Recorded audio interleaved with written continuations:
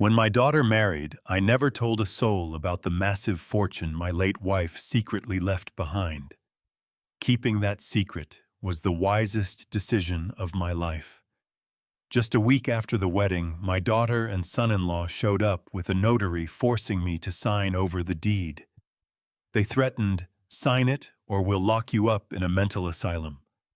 I simply played along, trembling as I packed my bags and left them celebrating with champagne. They had no idea a perfect trap was set, and their smiles would soon vanish forever. I'm incredibly grateful you're here. Comment your city or country below so we can connect. Also, please note this story includes fictional elements added for entertainment and educational purposes. Any resemblance to names or settings is purely coincidental, but the message I'm conveying is useful. The doorbell rang at 9 in the morning on a Tuesday in November, and I already knew who was standing on the other side before I even reached the front hallway. I recognized the sharp, impatient rhythm of it. 3 quick presses barely a second apart. Chloe had been ringing doorbells that way since she was 12 years old. Like the world owed her an immediate answer. I set my coffee mug down on the kitchen counter and walked slowly toward the front door.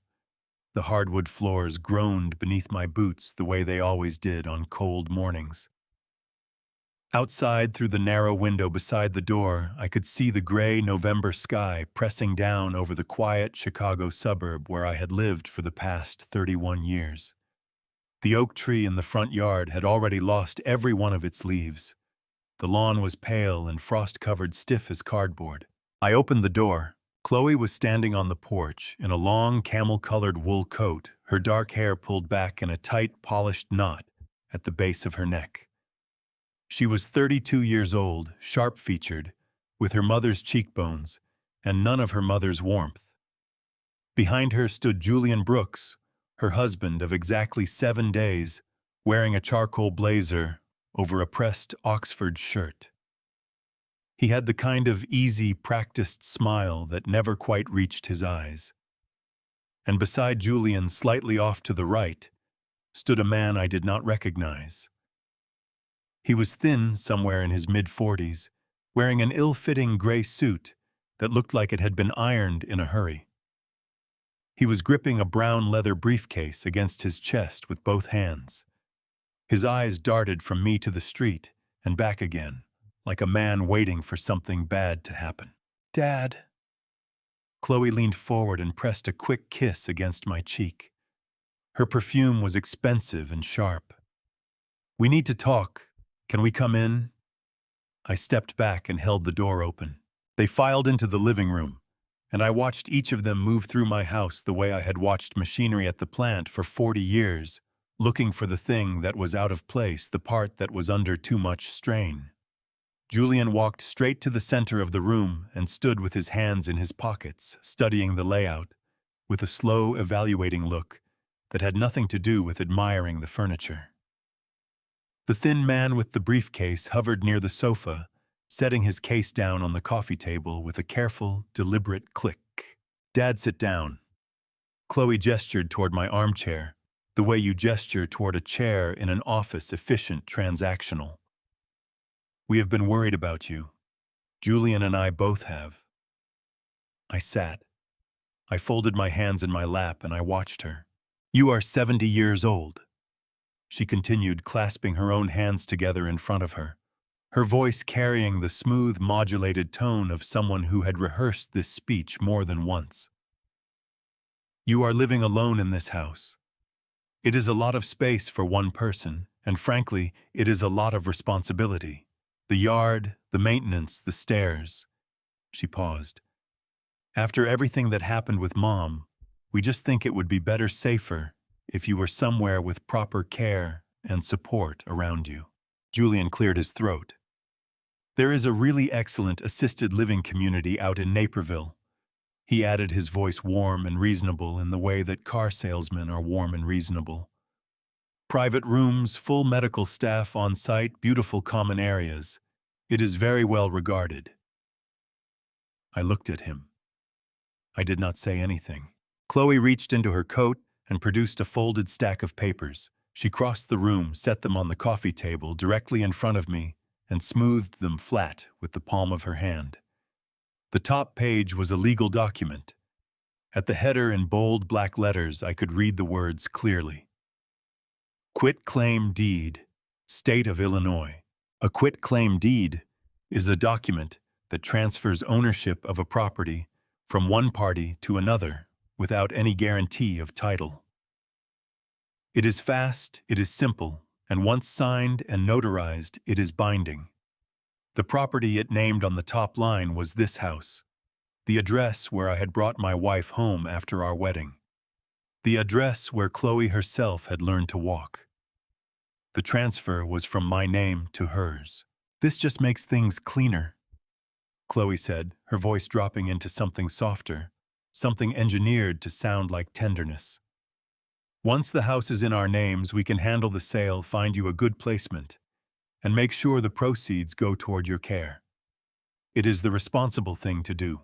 The thin man opened his briefcase and removed a heavy gold pen. He set it on the table beside the document and adjusted it so the clip faced upward. Then he looked at me with the expression of a man who very much wanted to be somewhere else. "Sir," he said quietly, "I am Nolan Fletcher. I am a licensed notary. I am here to witness your signature on the lines marked with the red tabs." I looked at the gold pen. I looked at the document. I looked at my daughter, who was watching me with bright, expectant eyes. And then, without meaning to, I thought about a dark hallway. I thought about the sound of jazz music coming from behind a closed door.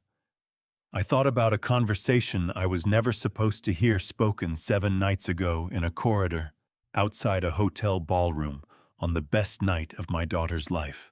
The wedding was held at the Langham Hotel in downtown Chicago on a Saturday evening in early November. Chloe had wanted the grand ballroom, and she got it.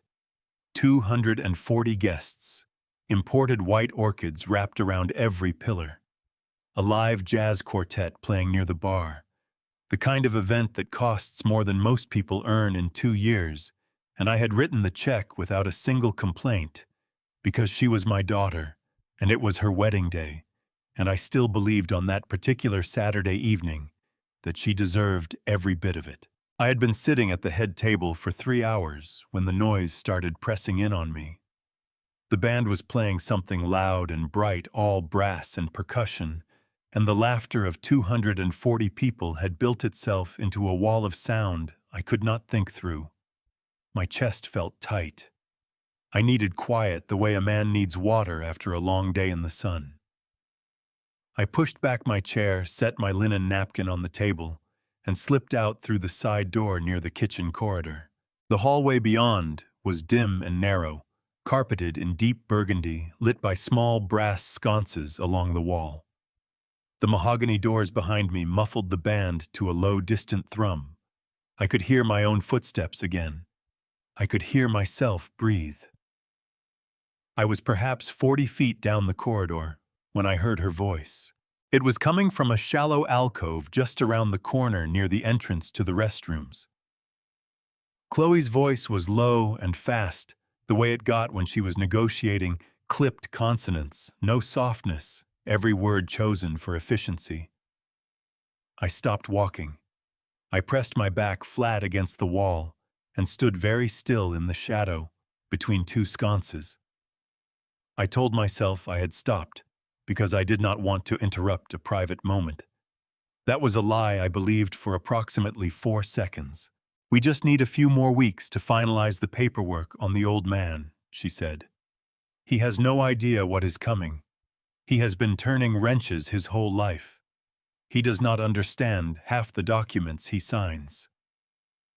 A pause. She was listening. "The house in Wilmette goes first," she continued. "Once we get the deed transferred, we move him into the Glenview facility.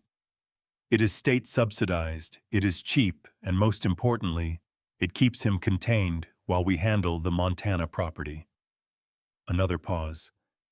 "I already have the conservation numbers. The land is clean, no liens. We use it as collateral, and we pull $5 million in liquidity before the end of the first quarter. After that, we liquidate the acreage entirely. There are 3 developers already circling that zip code. We will have offers within 30 days of listing. My right hand found the wall beside me. My fingers pressed flat against the cool plaster. She laughed at something the faust on the phone said. It was a bright, victorious sound that I had heard before at her college graduation, at her first promotion, at every moment in her life when she believed she had outmaneuvered the competition. I had always been proud of that laugh. Standing in that hallway, I felt something inside my chest come apart very quietly, the way old pipe fittings fail, not with a bang, but with a slow, pressurized release that you can feel in your hands before you can see the damage.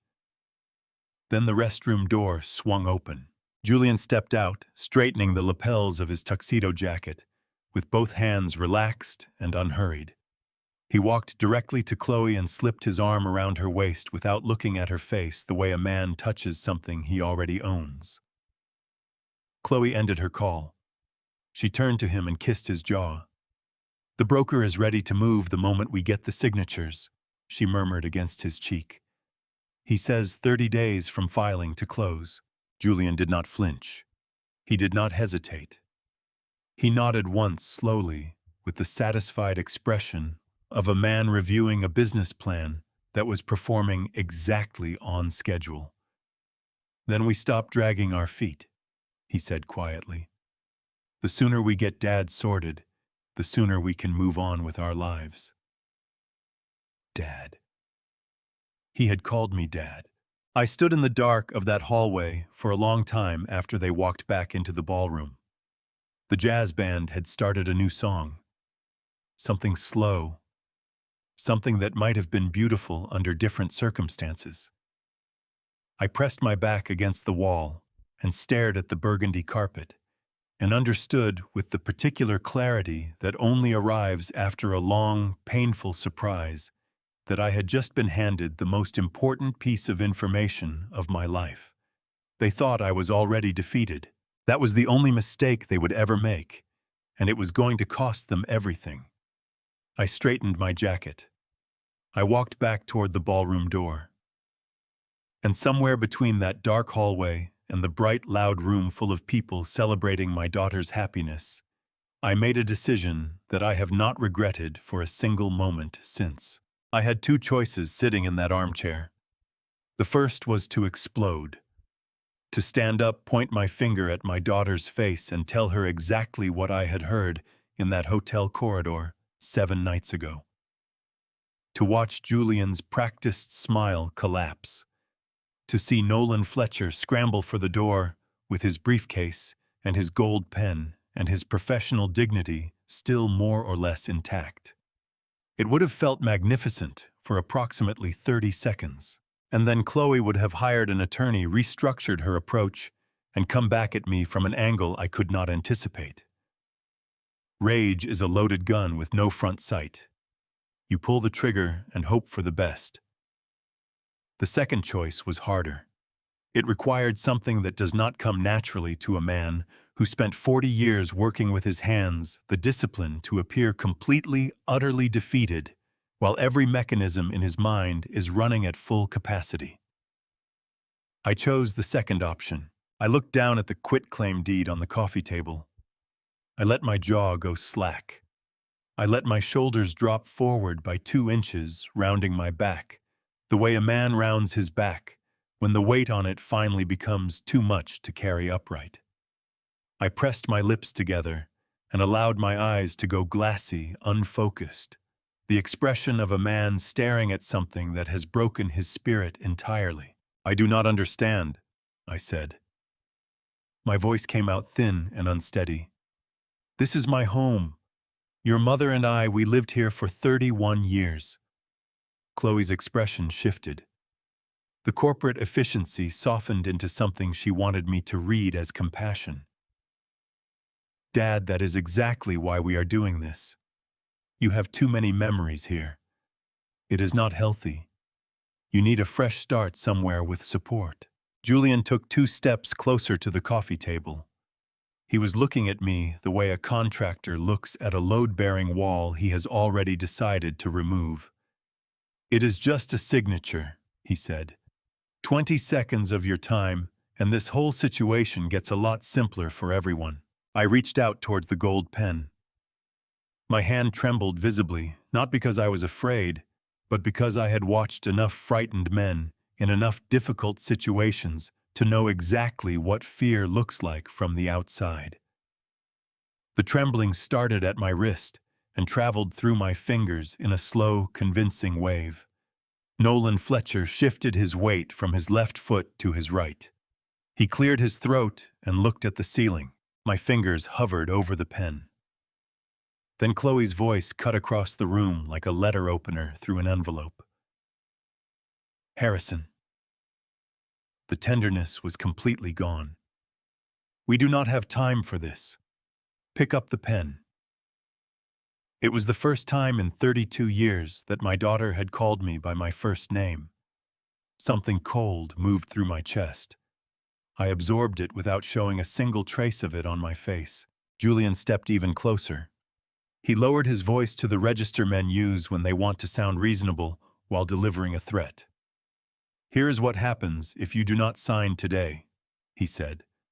"We call the county and we tell them you have been exhibiting signs of cognitive decline.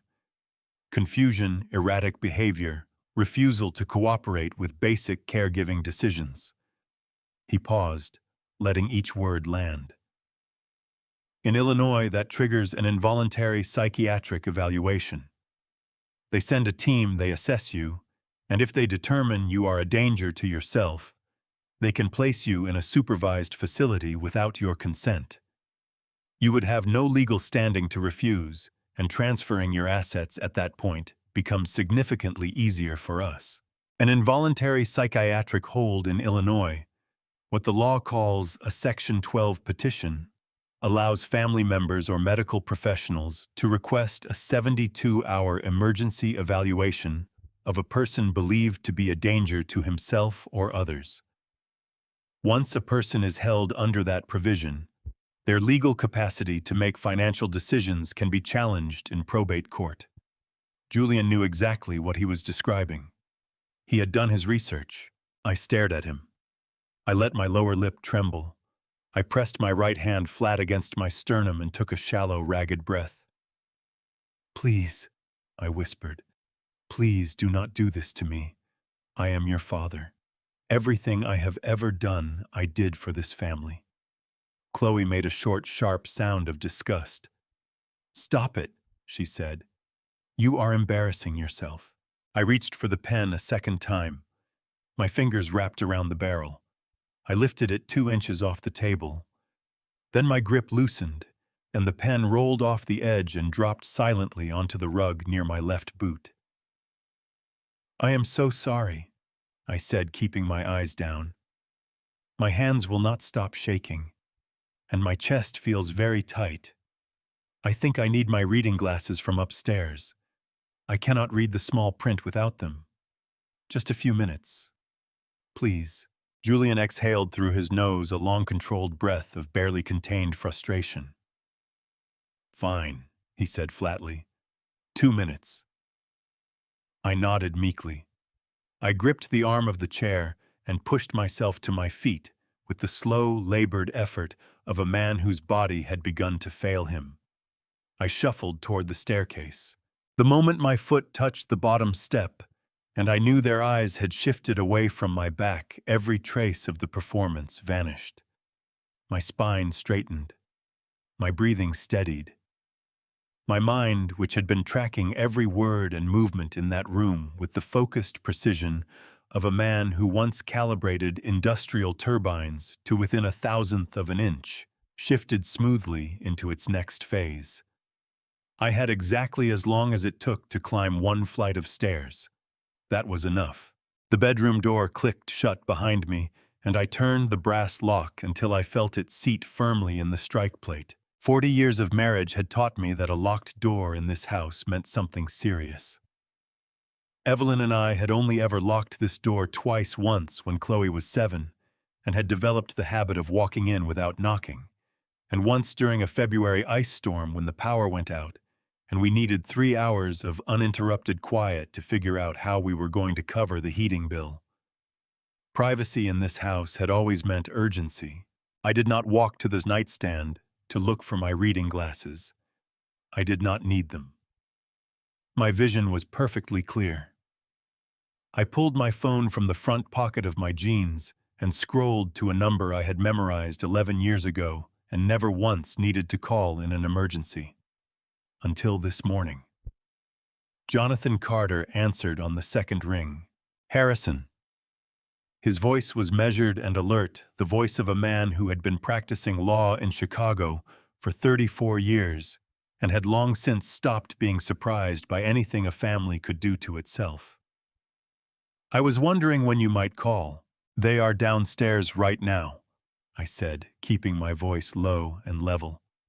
Chloe, her husband, and a notary. They have a quitclaim deed on the coffee table with my address on it. Julian has already threatened a Section 12 psychiatric petition if I refuse to sign.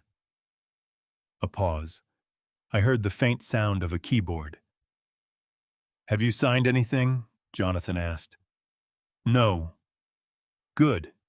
Keep it that way. Another pause shorter. How much do they know about Montana? Chloe mentioned the property by name 7 nights ago. She has a broker lined up. She is planning to use it as collateral for a liquidity pool before the end of the first quarter, then liquidate the acreage entirely. Jonathan made a sound that was not quite a laugh. It was the sound a man makes when something he predicted years ago has arrived exactly on schedule. Then we are exactly where Evelyn said we would be, he said. All right, Harrison. Here is where we stand. Jonathan Carter was not a general practice attorney. He was a trust and estate specialist who had spent the better part of 3 decades protecting generational wealth from exactly the kind of predatory behavior currently occupying my living room. He had drafted Evelyn's trust documents personally, sitting at the dining room table in this very house on a Tuesday afternoon 2 years ago, while Evelyn drank tea, and I pretended to read the newspaper and actually listened to every word. He reminded me now of the architecture we had built together. The Montana property, all 1,480 acres of river valley pine forest and mountain pasture, had been placed under a federal conservation easement 3 years prior. A conservation easement is a legally binding agreement between a landowner and a qualified land trust or government agency that permanently restricts commercial development on the property. The land could not be subdivided. It could not be commercially developed. And critically, it could not be used as collateral for a commercial mortgage because its development rights, the very thing that gives raw land its value, as loan security had been permanently extinguished. Any lender who accepted it as collateral on a commercial loan was accepting a worthless instrument. They are going to find out the hard way, Jonathan said, but not before they commit the crime, which is exactly what we need. He then reminded me of the second layer of Evelyn's architecture, the blind trust she had established for Chloe 2 years ago, valued at $10 million, structured to transfer automatically on Chloe's 35th birthday. Clean money, legal money, money that required no forgery, no intimidation, no notary with a briefcase full of bad decisions. Just patience. 3 years of patience. Embedded in that trust was what Jonathan called the character clause. If Chloe attempted to evict me from my primary residence, or manipulated or fraudulently transferred any asset belonging to my estate, the $10 million would be permanently redirected to Chicago Children's Hospital. The trigger was not a court ruling. It was not a conviction. It was the completion of the fraudulent act itself the moment the wire transfer cleared. The clause activated automatically, and the money moved before any attorney could file an injunction to stop it. Evelyn had designed it that way on purpose. She did not want to give Chloe a warning. She wanted to give her a consequence. You are completely protected, Jonathan said. Let them take the bait. Let them build the case against themselves. The moment that wire clears, we move. I was standing at the bay window that looked out over the backyard. The frost on the grass had not melted yet. The garden beds Evelyn had planted along the back fence were empty and gray, waiting for a spring that felt very far away. I looked at the silver-framed photograph on the dresser. Evelyn at 58, standing on the front porch of the Montana cabin, laughing at something I had said that I could no longer remember. She was wearing a green flannel shirt, and her hair was loose around her shoulders, and she looked more alive in that photograph than most people look in person. She had known. She had seen every piece of this coming with the quiet, unflinching clarity of a woman who loved her daughter completely and trusted her not at all. She was right about everything, I said quietly. She usually was, Jonathan replied. Now go get your reading glasses and go back downstairs. You have a performance to finish. I came back down the stairs wearing my reading glasses and carrying the performance like a second skin. The glasses were old, the frame slightly bent on the left hinge from a time I had set them down on the workbench without thinking. I had owned them for 11 years. They sat crooked on my nose, and I had never bothered to get them fixed, because Evelyn used to straighten them for me with 2 fingers every morning without being asked. And after she was gone, I found I did not want them fixed anymore. Chloe was standing at the window with her arms crossed, staring out at the frost-covered lawn. Julian was leaning against the fireplace mantel with his phone in his hand, scrolling with his thumb in the slow, deliberate way of a man pretending to be patient. Nolan Fletcher was sitting on the edge of the sofa, his briefcase balanced across his knees, his eyes fixed on the middle distance with the hollow expression of a man counting the minutes until his shift ends. Nobody spoke when I walked in. I lowered myself back into the armchair. I reached forward and picked up my reading glasses from where I had set them on the arm, then remembered I was already wearing them, which was the kind of small, authentic fumble that no performance coach could have scripted better. I set them back down on my knee and looked at the quit-claim deed on the coffee table. I have been thinking, I said. My voice was slow, uncertain, the voice of a man working through something that was too large for him. This is a very big decision. This house is where I brought your mother home after our wedding. It is where we raised you. I cannot sign something like this without having an attorney review it first.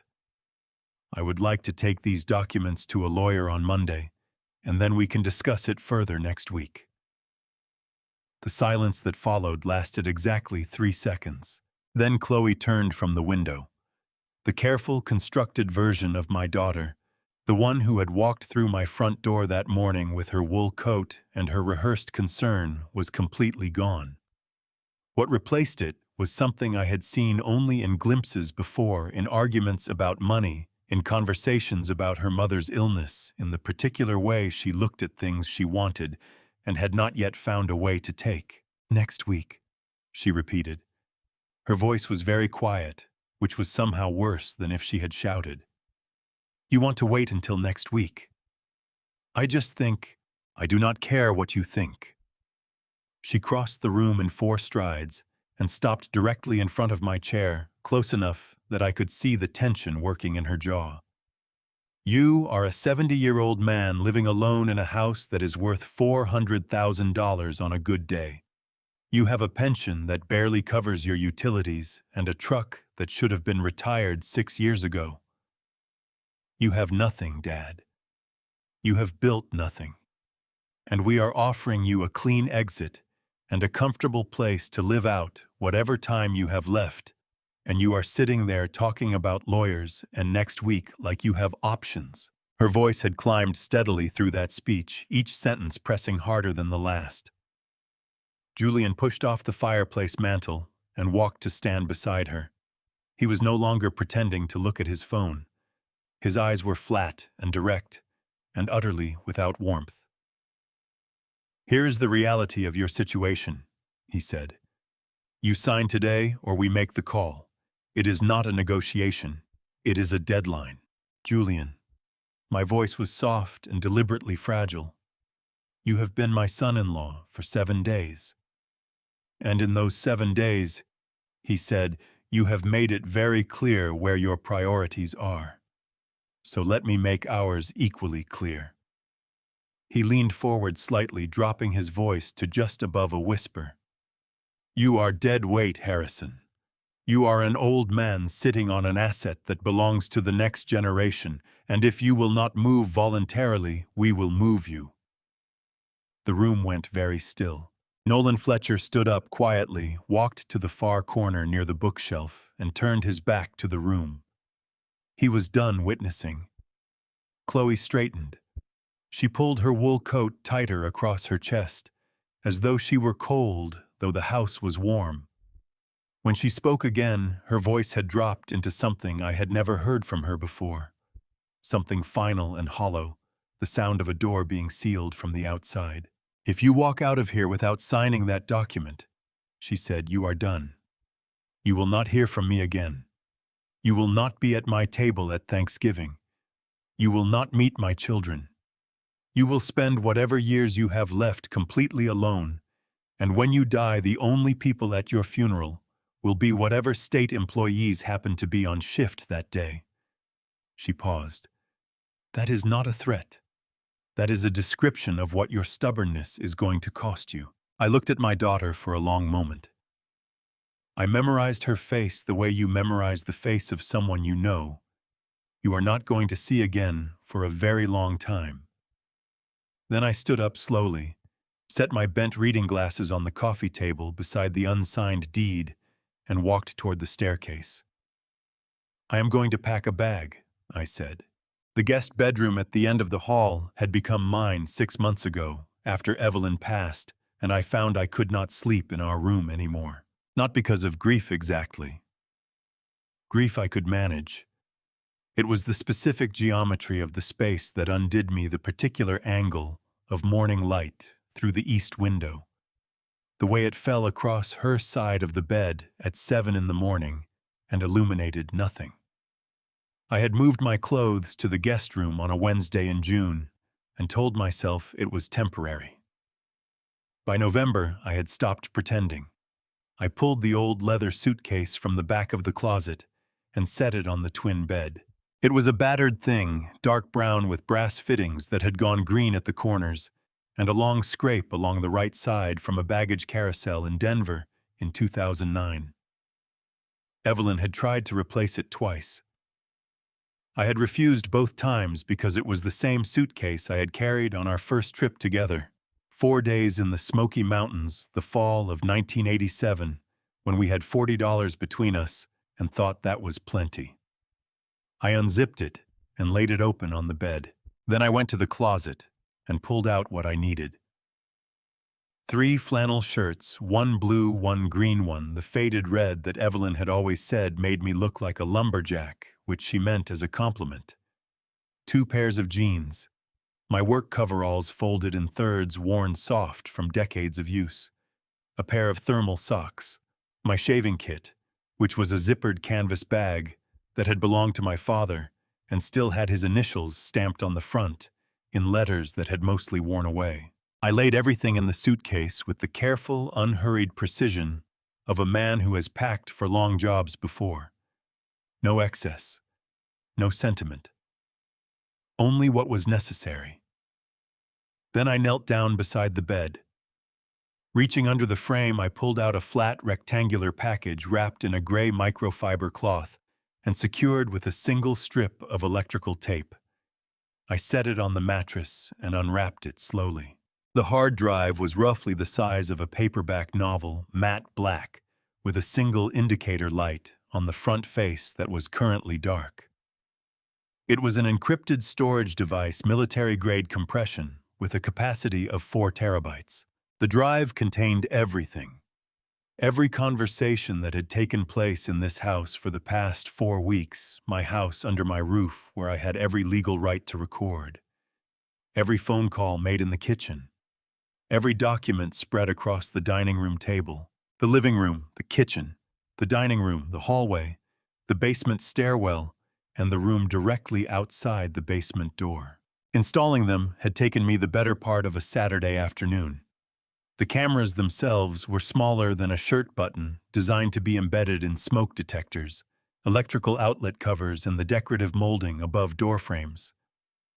I had learned the installation process from a retired security contractor named Dale, who used to bring his truck in for service at the shop where I worked. Dale had spent 22 years doing private surveillance work and liked to talk while I changed his oil. I had listened carefully, the way I always listened to men who knew things I did not. The drive contained everything. Every conversation that had taken place in this house for the past 4 weeks. Every phone call made in the kitchen. Every document spread across the dining room table. And beginning tonight, everything that was about to happen after I walked out the front door and left Chloe and Julian alone in a house they believed was already theirs. I pressed the hard drive flat against the bottom of the suitcase beneath the false fabric lining I had sewn in myself 3 weeks ago. The lining was the same dark brown as the interior leather, cut precisely to fit, secured at the edges, with small magnetic snaps that released cleanly when you knew where to press. To anyone opening the suitcase and looking inside, it appeared to be the unremarkable luggage of an unremarkable old man with unremarkable taste in flannel shirts. I folded my clothes on top of it and zipped the case shut. I stood at the window for a moment, looking out at the backyard. The frost had finally started to melt in the early afternoon sun, and the grass was wet and matted and the color of old straw. The garden beds along the back fence were empty. In the spring, Evelyn had always planted dahlias along that fence, deep red ones the size of a man's fist. I picked up the suitcase and walked out of the room without looking back. Downstairs, I could hear them. Chloe's voice, sharp and bright, and beneath it the distinctive hollow percussion of a champagne cork releasing from the neck of a bottle. They were celebrating. I stood at the top of the stairs with my suitcase in my hand and listened to my daughter laugh, and I felt something settle into place in my chest with the quiet, definitive solidity of a deadbolt sliding home. I started down the stairs. They did not hear me come down the stairs. Chloe and Julian were in the kitchen, standing at the marble island with their backs to the hallway. Julian had his arm around her shoulders, and she was leaning into him, holding a crystal flute up toward the overhead light, the way people hold things they are proud of. The champagne inside caught the light and glowed amber and gold. The bottle on the counter was not cheap. I recognized the label, a French producer, the kind Evelyn and I had opened exactly once on our 40th anniversary, because the price of it had seemed obscene for anything short of a 40-year occasion. Chloe had apparently decided that evicting her father qualified. I stood in the hallway for 3 seconds and watched them. Julian said something I could not hear, and Chloe laughed, tipping her head back, and in that moment she looked so much like her mother that something sharp and sudden moved through my ribcage and was gone before I could name it. I walked to the front door, picked up my coat from the hook beside it, and let myself out. The November air hit me like a flat hand across the face, sharp, wet, carrying the particular Chicago cold that gets into the joints and stays there. My breath came out in a long white cloud. The street was quiet. A neighbor's dog was barking somewhere 2 houses down, and the orange glow of the street lamps made the frost on the parked cars look like something deliberate, like decoration. I loaded my suitcase into the bed of my truck, climbed in, and started the engine. The heater rattled to life and began pushing lukewarm air against the windshield. I sat for a moment with both hands on the wheel, looking at the front of the house. The kitchen light was on.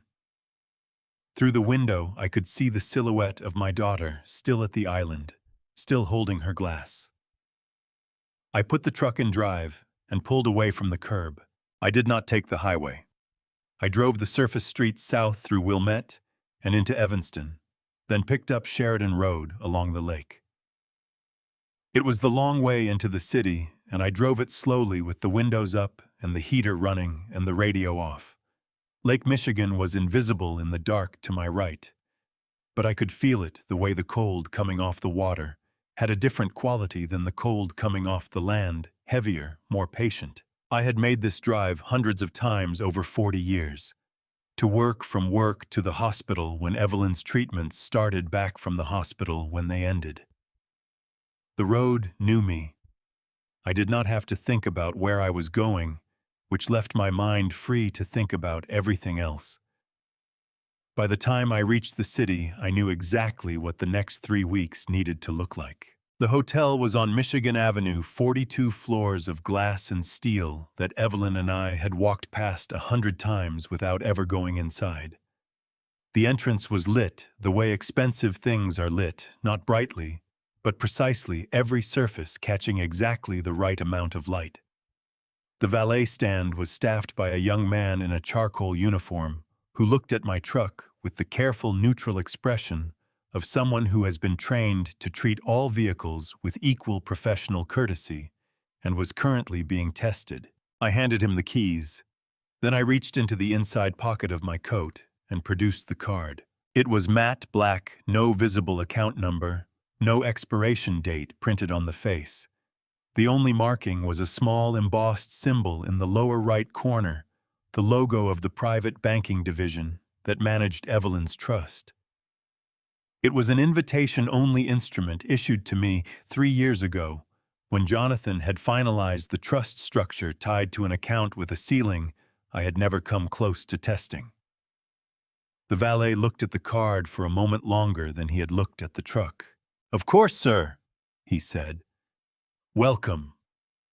The suite was on the 38th floor northeast corner with floor-to-ceiling windows that looked out over the dark expanse of Lake Michigan. The city lights ended at the shoreline, and beyond that there was nothing, just black water and black sky and the occasional blink of a navigation light from something moving far out on the lake. I set my suitcase on the luggage rack and did not unpack it. Instead, I sat down at the glass desk, opened the laptop I kept in the interior compartment of the case, and connected it to the hard drive with a short cable. The software loaded in under 30 seconds. A grid of 6 high-definition feeds populated the screen, each one labeled by room: living room, kitchen, dining room, hallway, basement stairwell, basement door. All 6 were active. All 6 were recording. In the living room feed, I could see the unsigned quit-claim deed still sitting on the coffee table exactly where Chloe had placed it that morning. The gold pen was on the floor beside the armchair, still where I had dropped it. In the kitchen feed, the champagne bottle was on the counter. 2 empty crystal flutes stood beside it.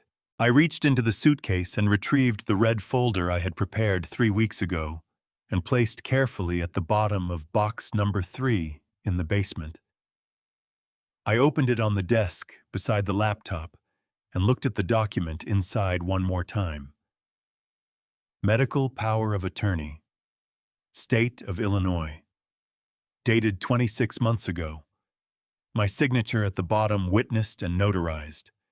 Scope of authority: healthcare decisions only. Duration: 30 days from the date of signing. Expired, void, and completely useless as a legal instrument.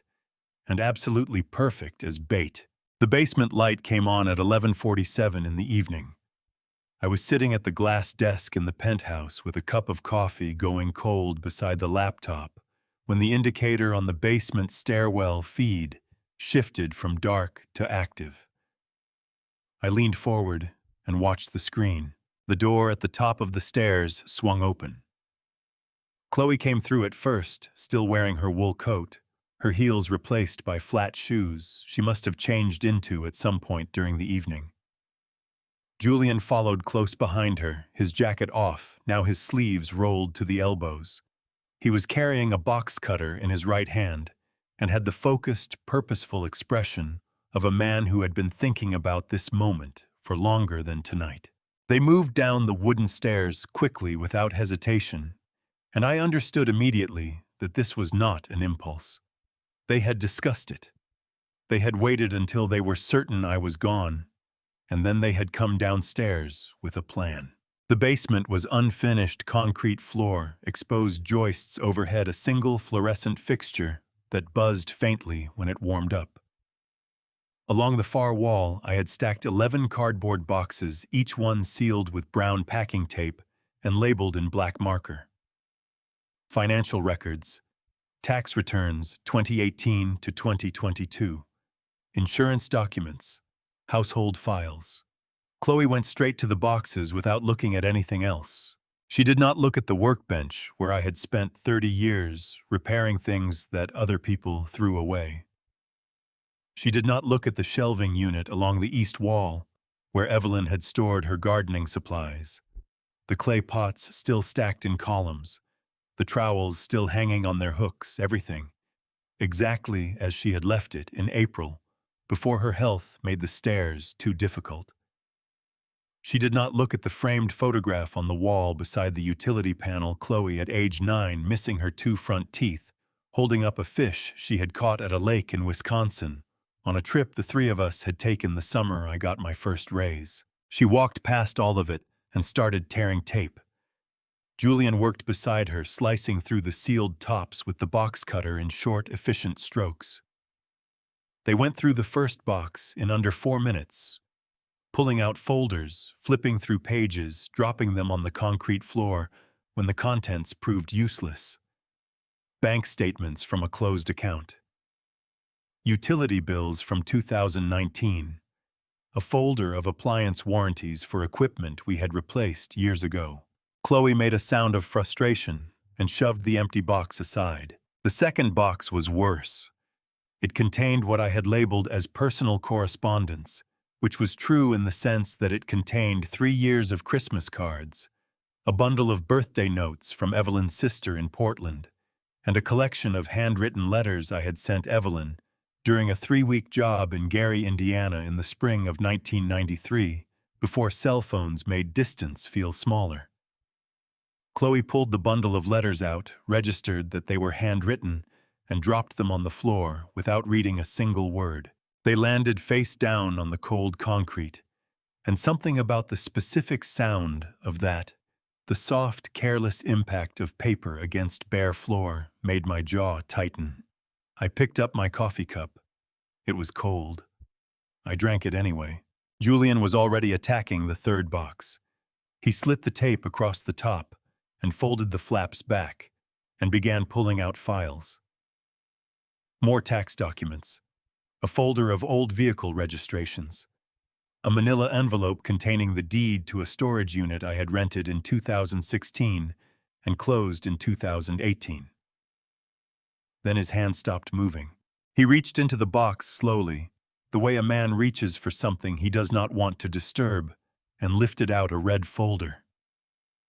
It was letter size, the kind sold in bulk at office supply stores, and it stood out against the gray and manila of everything surrounding it, the way a stop sign stands out at a foggy intersection. He turned it over. On the front tab in my handwriting were 3 words: medical, power, attorney. Julian held it up without speaking.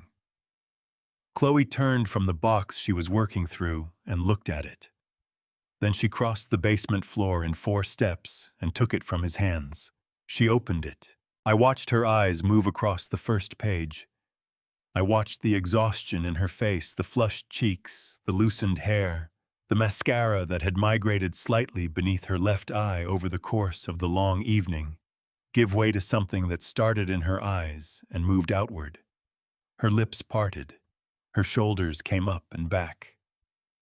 She read the second page, then the first again, her finger tracing a line near the bottom. Then she let out a sound I had not heard from her since she was 16 years old and had just been accepted to the university she had wanted more than anything. A short, sharp cry of pure and uncomplicated joy. She grabbed Julian by both arms. He grabbed her back. They stood in the middle of the concrete floor, surrounded by the scattered debris of my family's paper history. Evelyn's letters face down in the dust. The photograph of a 9-year-old girl with a fish and a gap-toothed smile hanging unnoticed on the wall above them. and they held each other and laughed. I sat back in my chair. I looked at the red folder on the screen now open in Chloe's hands, and I thought about the 37 steps between the top of those basement stairs and the bottom. She had not hesitated on a single one of them. Nolan Fletcher arrived at 8:15 the following morning. I watched him pull up to the curb on the basement door, feed a 10-year-old silver sedan with a cracked left taillight and a parking permit from the city of Evanston hanging from the rearview mirror.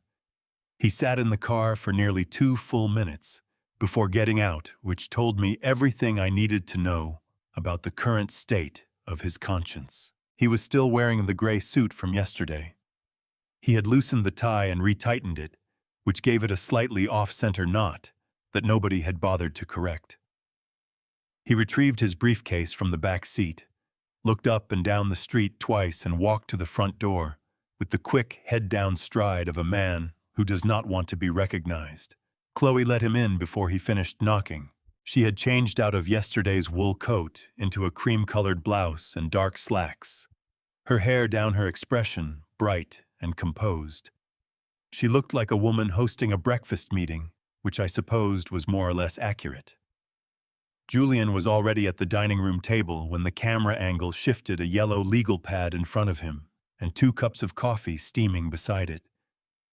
He had printed something overnight.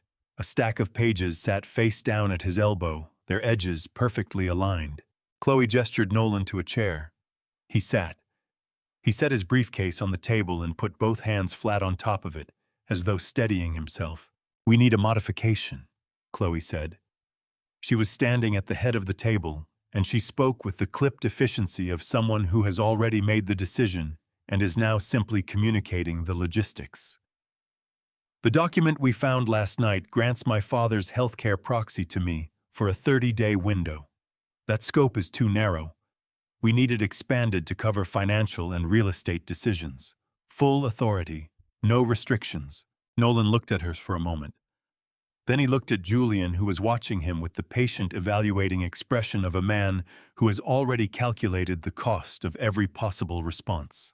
"What you are describing," Nolan said carefully, "is the alteration of a legally executed notarized document. That is a federal offense. Forgery of a power of attorney instrument carries a sentence of up to 5 years under federal statute." He paused.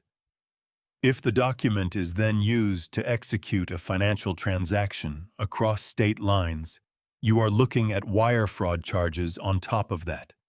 And if my seal appears on the altered document, I am an accessory to both." He knew exactly what he was describing. He had described it well. He was a man reciting the reasons he should leave, which is a different thing entirely from a man who is going to leave. Chloe reached under the table and produced a plain white envelope. She set it in the center of the table between them and took her hand away. "There is $20,000 in that envelope," she said.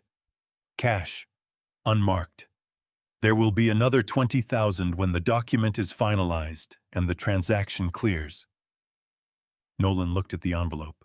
"In my experience, which spans 40 years of watching human beings make decisions under pressure, there is a specific moment in every negotiation where the outcome becomes inevitable.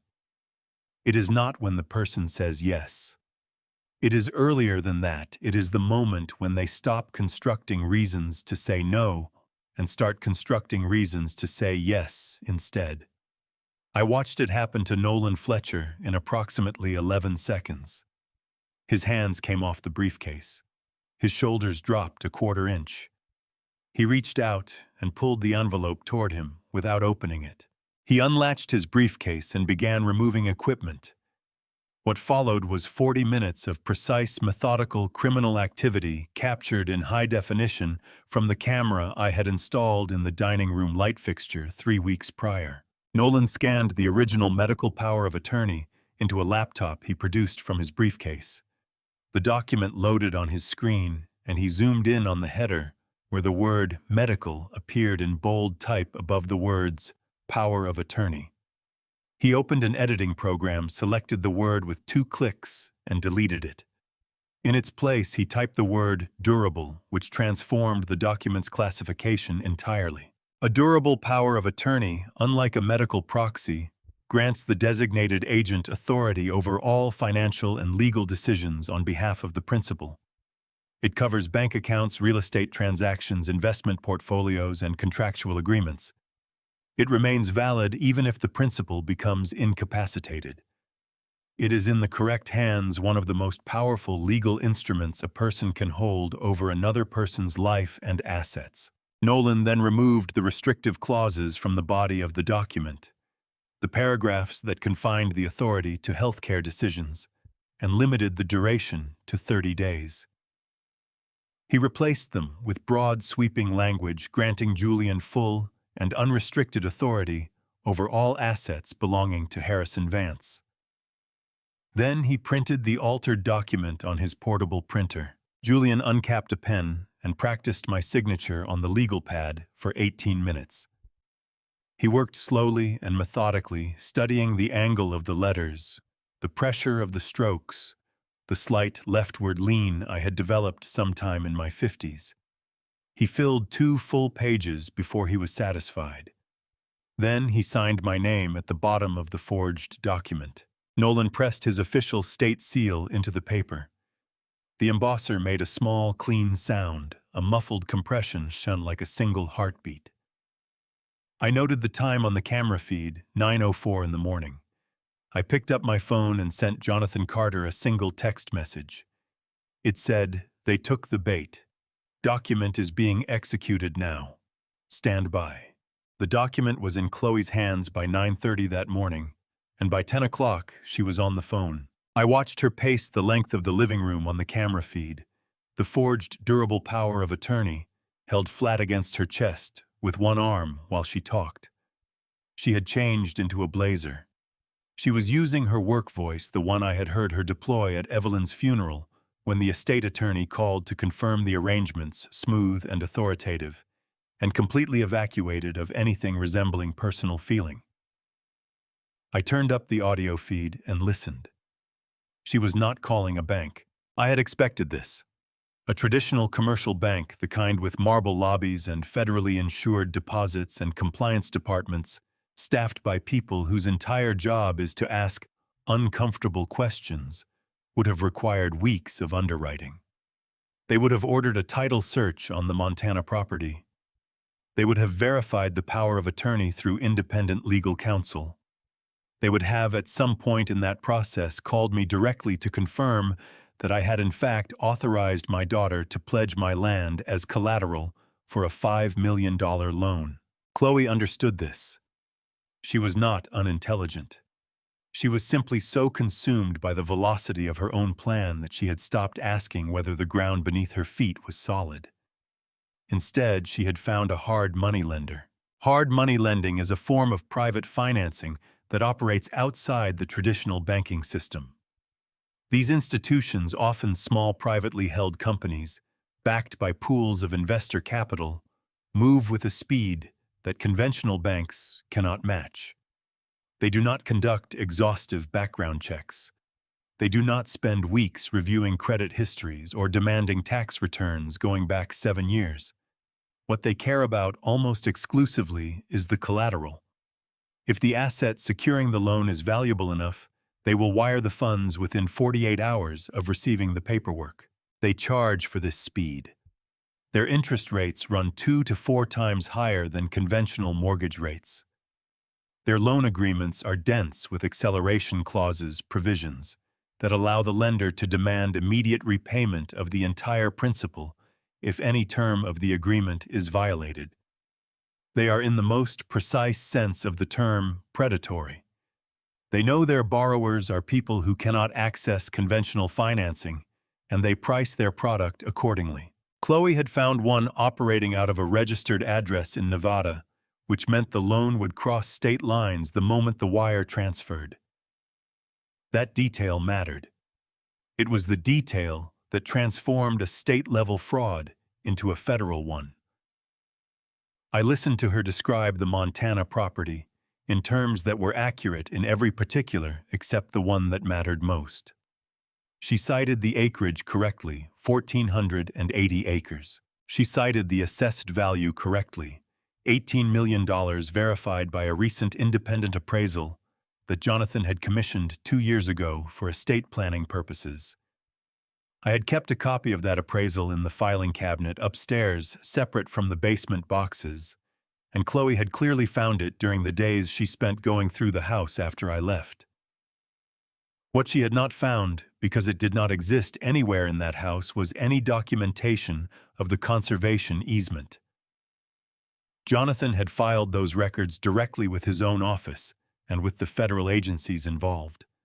There was no copy in the house to find. She described the river frontage, the pine forest, the proximity to Bozeman, the explosive growth in that real estate market over the past decade. Everything she said was true. What she did not say, what she did not know, was that the property had been placed under a federal conservation easement 3 years prior, a fact that did not appear on the standard title report, because the easement had been recorded separately with the United States Department of the Interior, rather than with the county recorder's office. A bank's title insurance company would have caught it. A hard money lender working on a 48-hour timeline with a stack of paperwork that looked legitimate and an asset worth $18 million on paper did not look that deep. The call lasted 22 minutes.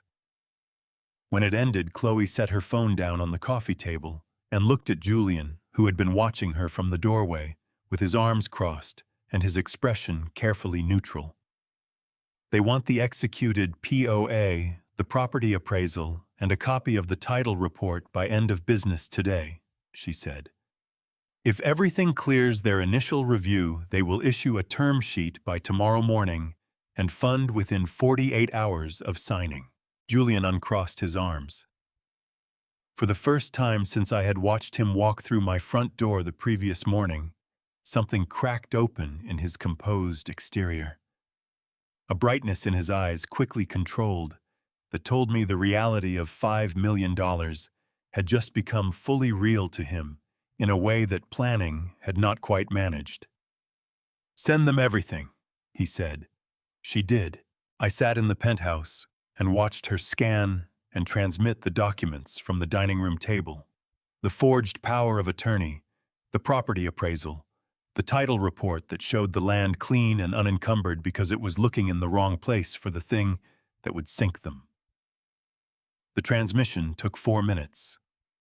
Then she closed her laptop and walked to the kitchen and poured herself a glass of water and drank it standing at the sink, looking out the window at the backyard. The garden beds along the back fence were still empty.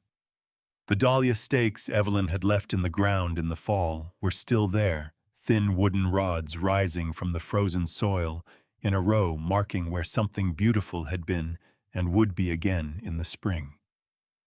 Chloe looked at them for perhaps 3 seconds. Then she turned away.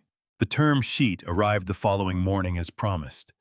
Chloe and Julian signed it at the dining room table at 11:40 in the morning, using pens Julian had bought specifically for the occasion, heavy, expensive instruments that left a thick, authoritative line, the kind of pen you use when you want the signing to feel like a ceremony. It took another 31 hours. At 6:17 in the evening, on the second day after Nolan Fletcher had pressed his seal into a document he had no business touching, my phone buzzed on the glass desk beside the laptop. It was Jonathan. "The wire just cleared," he said. $5,240,000. It is in their joint account. I looked out the window at Lake Michigan. The last of the evening light was dying on the water, a thin line of copper at the horizon, dissolving into gray. "How long before the acceleration clause triggers?" I asked. "The moment we file," Jonathan said. "I have the conservation easement documentation and the federal court injunction ready to go. Your call, Harrison. When do you want to drop the hammer?" I thought about a dark hallway. I thought about jazz music and the sound of a champagne cork and 37 steps down to a concrete floor. "Not yet," I said. "Let them spend it first." I gave them 3 weeks. It was not a passive decision. Patience, in my experience, is never passive. It is the most demanding form of discipline a person can practice because it requires you to hold yourself completely still while every instinct you have is pushing you to move. For 21 days I sat in that penthouse suite, and I watched, and I waited, and I let them believe with every passing hour that the old mechanic they had discarded was somewhere out there in the dark, confused and defeated, and slowly disappearing from their lives. They made it very easy to watch. The Porsche arrived on day 3. I saw it first on Chloe's social media. She had posted a photograph of herself leaning against the hood in the dealership parking lot, holding the key fob up to the camera. Between 2 fingers, her head tilted back, smiling, the way people smile when they want the photograph to communicate something specific about who they are. The car was silver custom ordered, and based on the model I could identify from the image it had cost somewhere north of $120,000. She had paid cash. The caption read, "Hard work, long game, worth every second." I looked at that caption for a long time. On day 5, Julian appeared on his own social media wearing a watch that I recognized a Swiss manufacture, the kind that comes in a mahogany presentation box and requires a waiting list at most authorized dealers. He had his sleeve pushed back and his wrist angled toward the camera with the self-conscious precision of a man who has practiced the pose. The post was a paragraph long, something about vision and sacrifice and the courage to build the life you deserve. I read it twice. Then I closed the browser tab and poured myself a fresh cup of coffee. On day 9, they flew to the Maldives. I did not need the camera feeds for this portion of their story. They documented it themselves in real time with the compulsive thoroughness of people who understand that the experience is not complete until it has been witnessed. First-class seats photographed from the window, the wing cutting through clouds above the Atlantic. A water villa photographed from the private deck at sunrise, the Indian Ocean flat and turquoise, and extending to the horizon in every direction. Cocktails photographed against the backdrop of the setting sun, held at arm's length, the light catching the liquid at exactly the right angle. Julian posted a video from the resort's private sandbar. He was barefoot, standing in shallow water, and he looked directly into the camera and said, with the earnest delivery of a man who believed every word, "Sometimes you have to be willing to make hard decisions to build the future you know you deserve. We did that. And this is what it looks like on the other side." He had 243 comments within an hour. I watched all of it from the 38th floor of a hotel on Michigan Avenue, in the same flannel shirt I had been wearing for 3 days, eating takeout from a diner 2 blocks south that made a decent cup of coffee and did not ask questions. I felt no envy and very little anger. What I felt watching them perform their stolen happiness for an audience that had no idea where the money had come from was something closer to a profound and settled sadness. The specific grief of watching a person you once loved choose again and again and again to become someone you no longer recognize. Jonathan called on day 14 with an update that mattered. The federal conservation easement on the Montana property had been formally confirmed and documented through the United States District Court for the District of Montana. The conservation agreement, originally filed with the Department of the Interior 3 years prior, had been re-recorded with the county and cross-referenced in a supplemental filing that Jonathan had quietly initiated 6 weeks ago when Harrison first noticed the warning signs from Chloe. The paper trail was now airtight, multi-layered, and impossible to challenge on procedural grounds.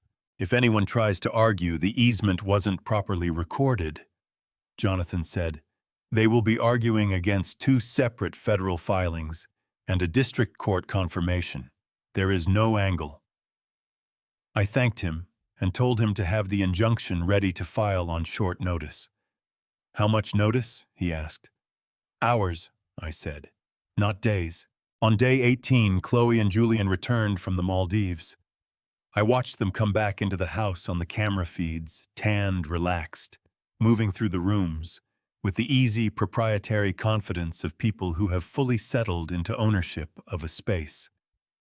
Julian dropped his carry-on bag on the living room sofa. Chloe walked through the kitchen and opened the refrigerator and closed it again, then stood at the counter and opened her laptop. She was looking at architectural plans. I had seen these before briefly on the dining room camera 3 days before they left for the Maldives, large-format drawings, the kind that come from a professional design firm, showing site layouts and building footprints and elevation views. I had not been able to read the specific details at that resolution. Now, watching Chloe scroll through a digital version on her screen, I could see enough. It was the Montana property. The cabin, the one Evelyn and I had spent 2 summers restoring, replacing the roof boards one at a time, repointing the stone fireplace, sanding, and refinishing every inch of the interior woodwork, was marked on the plans with a small red X and the notation, Demo, Phase 1. In its place, centered on the site where the cabin currently stood, was a large rectangular structure labeled Main Lodge, 18,000 square feet. Surrounding it, spread across the river pastures and the pine meadows, and the elk habitat along the eastern ridge, were smaller structures labeled Luxury Cabins ×12 Helipad Event, Pavilion Spa Complex. She had been planning this for months. I closed the laptop feed and sat quietly for a moment in the dim suite with the city spread out below me and the lake beyond it, dark and immense and indifferent. Then I picked up my phone and called Jonathan. "Book me on the first available flight to Bozeman," I said. "I want to be on the ground at the ranch 2 days before they arrive." "I will have everything ready," Jonathan said. "The sheriff has been briefed. The federal warrant is in process. We are set." I ended the call and stood up and walked to the window. Somewhere out there in a house that still had my name on the deed, my daughter was scrolling through plans to demolish the last place on earth where I could still feel my wife's presence. I picked up the suitcase from the luggage rack. It was lighter now. I had shipped the hard drive contents to Jonathan's secure server 3 days prior, the footage cataloged and time-stamped and formatted for evidentiary submission. The case against them was complete. Every conversation, every document, every transaction, every laughing toast over stolen champagne was preserved in a format that no defense attorney could successfully challenge. I took one last look at Lake Michigan. Then I walked out of the penthouse and did not look back. The flight from Chicago to Bozeman took 2 hours and 40 minutes. I had made the trip before, twice with Evelyn, once alone after she first got sick and needed me to check on the property while she was too weak to travel. Each time, the approach into Gallatin Field felt like crossing a threshold rather than landing at an airport. The mountains came up fast on the final descent, closer than they looked from altitude, the snow-capped peaks filling the cabin windows with a scale that made the aircraft feel very small, and the concerns of the flatland city I had just left feel correspondingly smaller. I rented a truck at the airport. Nothing special, a standard half-ton pickup, dark blue, with the kind of reliable 4-wheel drive that mattered once you left the paved county road and turned onto the 12 miles of gravel and frozen dirt that led to the property. I loaded my suitcase into the bed, adjusted the seat, and pulled out of the rental lot into the pale winter light of a Montana afternoon. The drive took 40 minutes. I did not use the radio. The ranch appeared at the end of the private drive the way it always had, gradually through the pine trees, the main cabin becoming visible first as a dark shape against the snow, then resolving into its full dimensions as I cleared the tree line. The structure was built from lodgepole pine and river stone, low and wide, with a covered front porch that ran the full length of the building, and a stone chimney at the east end that Evelyn and I had rebuilt ourselves in the summer of 2019, one course at a time, because the original mortar had begun to fail, and we refused to hire it out. The work had taken 3 weeks and left my hands raw for a month, and I had not regretted a single hour of it. I parked beside the woodshed and sat in the truck for a moment. The silence was a physical thing here. Not the absence of sound exactly, but the presence of a different kind of sound wind in the pines, the distant current of the river moving over stones, the creak of the porch boards contracting in the cold. After 3 weeks in a hotel suite on Michigan Avenue, with the city pressing in on every window, the scale of the quiet felt almost overwhelming, like stepping from a narrow corridor into an open field. I got out, pulled my coat tighter, and breathed. Jonathan's rental car was already parked at the far end of the drive, a sensible gray sedan that looked faintly absurd against the backdrop of the mountains. He was inside the cabin when I pushed open the front door, standing at the kitchen counter, with a cup of coffee still in his suit, his briefcase open on the table beside a neat stack of documents. He looked up when I came in and gave me the particular nod that lawyers give when a plan they have been building for months has arrived at its final stage. "Everything is in order," he said without preamble. We spent 2 hours at the table going through the documents. The federal court order had been signed by a judge in the District of Montana 2 days prior. It confirmed Harrison Vance as the sole legal owner of the property and formally invalidated any claim, lien, or encumbrance filed against it on the basis of the forged durable power of attorney.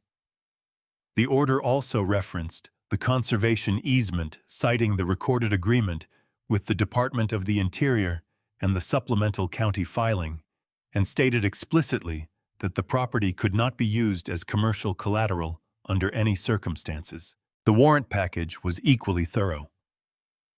Jonathan had worked with the FBI field office in Billings, which had jurisdiction over the wire fraud component of the case because the transaction had crossed state lines and involved a Nevada-registered lending institution. The federal arrest warrant named Chloe Vance, Julian Brooks, and Nolan Fletcher as co-conspirators in a scheme involving document forgery, identity theft, and wire fraud. The local county sheriff, a man named Walt Greer, 22 years in the department, the last 8 as sheriff, had been briefed in full and had agreed to coordinate with the federal agents for the arrest of Nolan Fletcher, who was expected to travel with Chloe and Julian to Montana to facilitate the final property transfer documents. "Walt is solid," Jonathan said when I asked about the sheriff. "He has seen land fraud cases before. He knows how these things go." I nodded and read through the final page of the court order a second time, not because I did not understand it, but because I wanted to feel the weight of it, the specific satisfaction of seeing Evelyn's work, 2 years of careful, quiet legal architecture, fully realized in 11 pages of federal prose. We ate dinner that evening at the kitchen table, canned soup and bread I had picked up at a store in Bozeman, nothing elaborate. Jonathan talked about the case logistics. I mostly listened and watched the fire I had built in the stone hearth work its way through a stack of pine that I had split myself from a downed tree along the eastern fence line the previous autumn. I slept in the cabin that night for the first time in 3 weeks. In the morning, I woke before dawn and built the fire back up and made coffee in the old percolator that had been on the same shelf above the stove since Evelyn and I bought it at a hardware store in Livingston in 1998. I carried a mug out to the front porch and sat in the heavy wooden rocking chair and watched the sky lighten over the mountains.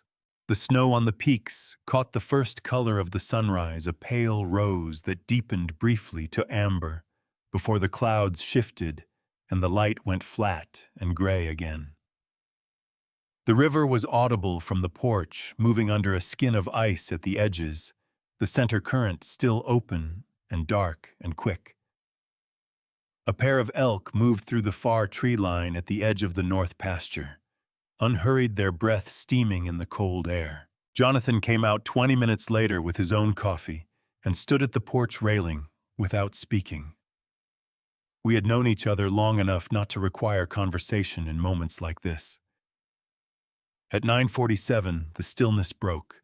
It began as a sound rather than a sight, a low mechanical rumble carried on the wind from the direction of the county road, growing steadily, multiplying, resolving into the distinct diesel percussion of heavy equipment moving at road speed. I looked toward the tree line at the far end of the drive and saw the dust cloud first pale against the gray sky rising above the pines in a long, earthy smear. Then the first vehicle came through the tree line, a black SUV moving fast, its chrome trim catching what little light the sky was offering. Behind it, filling the drive from shoulder to shoulder, came the equipment, 5 yellow bulldozers on flatbed trailers, a line of rental vehicles behind them, the whole procession advancing with the loud, indifferent confidence of something that does not expect to be stopped. I did not stand up. I picked up my coffee mug, wrapped both hands around the ceramic, and felt the warmth move through my palms. I had been waiting a long time for this morning. Before I reveal the shocking confrontation and the price of greed next, please comment on the number 77 to let me know you're still here with me. And please note, the upcoming story contains some fictional twists and may not be completely factual. If you prefer not to hear it, you can turn off the video right here. But if you're ready for the finale, let's continue. The black SUV stopped 20 yards from the porch steps, and Chloe got out before the engine finished shutting down. She was wearing a long, fur-lined coat and oversized sunglasses, and carrying a rolled tube of architectural drawings under one arm, and an artisan coffee cup in the other hand. And she moved across the gravel with the purposeful, proprietary stride of a woman arriving at a property she already considers her own. Behind her, Julian stepped out of the passenger side, a leather portfolio tucked under his arm, scanning the tree line and the pastures with the evaluating squint of a man mentally converting landscape into line items.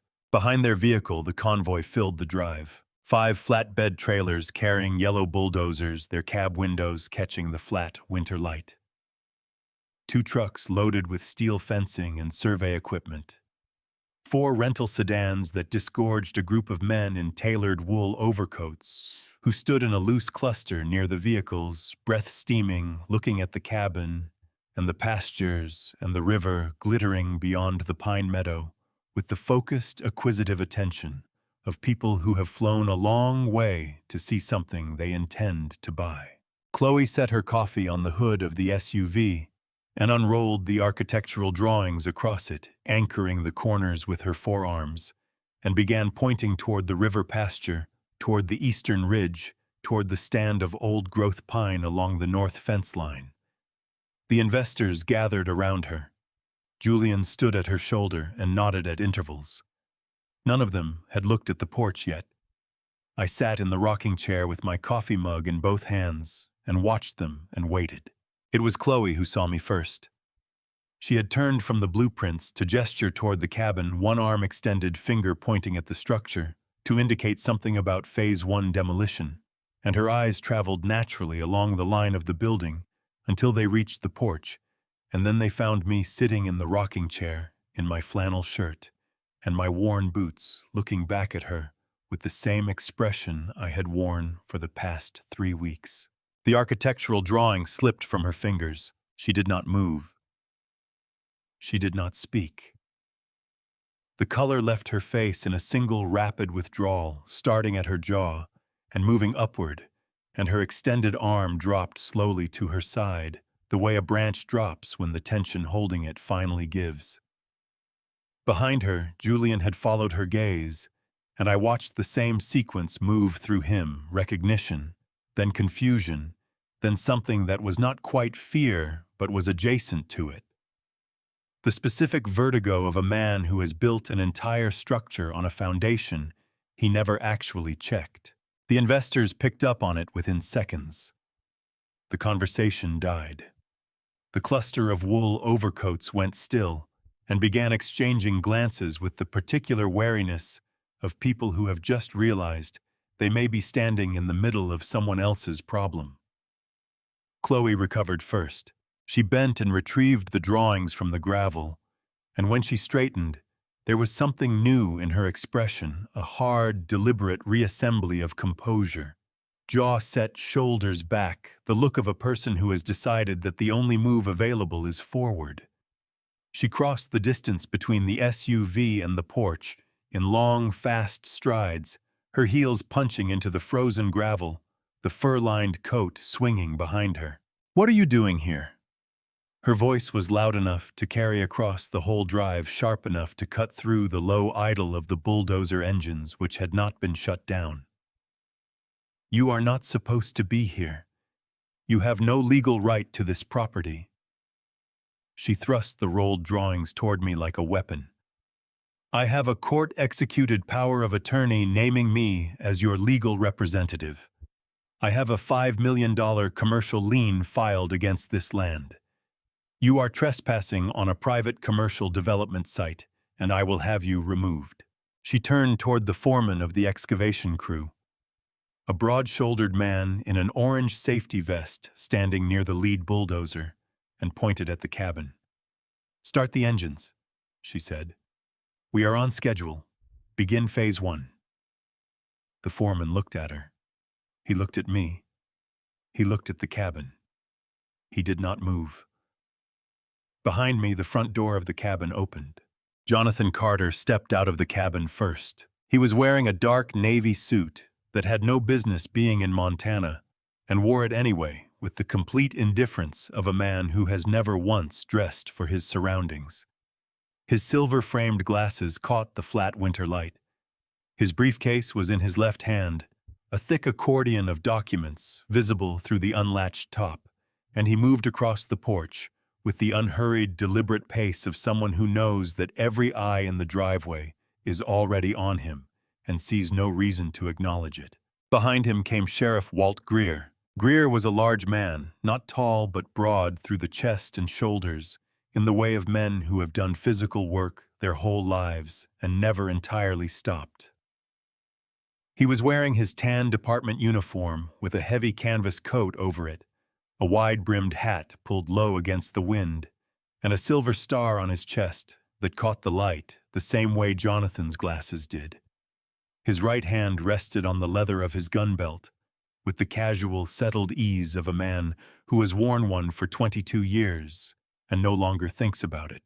2 deputies followed him out and spread quietly to either side of the porch without being directed. They had done this before. The effect on the driveway was immediate. The investors stopped talking. The cluster of wool overcoats drew together slightly, the involuntary contraction of people who have just registered the presence of law enforcement and are conducting a rapid internal audit of their own recent decisions. The foreman of the excavation crew removed his hard hat and held it against his chest, which was either a gesture of respect or an unconscious signal that he had already decided this was not his problem. Chloe stood her ground. "I will give her that much." She turned to face Jonathan as he descended the porch steps, and she held the rolled architectural drawings in front of her like a barrier. Her jaw was set, and her eyes were moving fast from Jonathan to the sheriff, to the deputies, to me, and back to Jonathan, the rapid, calculating assessment of a person running through scenarios at speed and finding fewer exits than she expected. "Whatever this is," she said, her voice controlled but carrying a fine edge of strain beneath the surface, "it does not change anything. I have an executed power of attorney. I have a filed commercial lien. I have a binding loan agreement with a licensed financial institution. Your client has no standing here." Jonathan stopped 2 feet in front of her. He opened his briefcase and removed a document secured with a blue binding clip. He held it out toward her, but did not give it to her. "I am Jonathan Carter," he said, "primary legal counsel for Harrison Vance, the sole and undisputed owner of this property.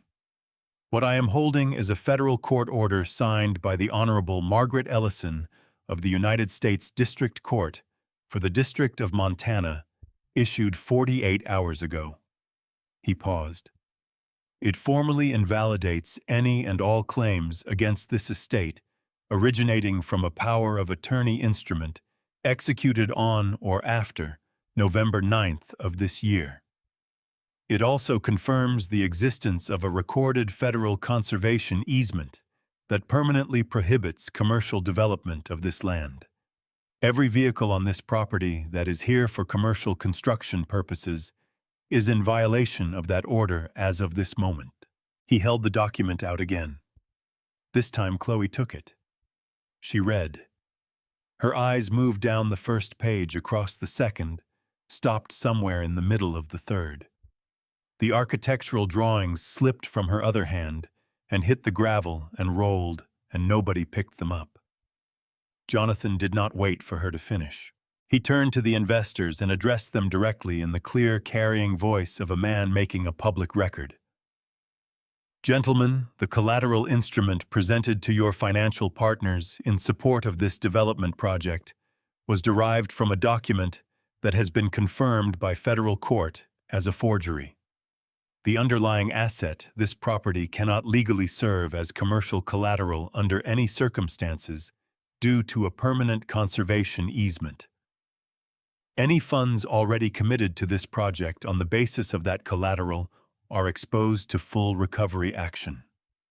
I would strongly recommend you contact your own counsel before taking another step onto this land." The investors did not need to be told twice.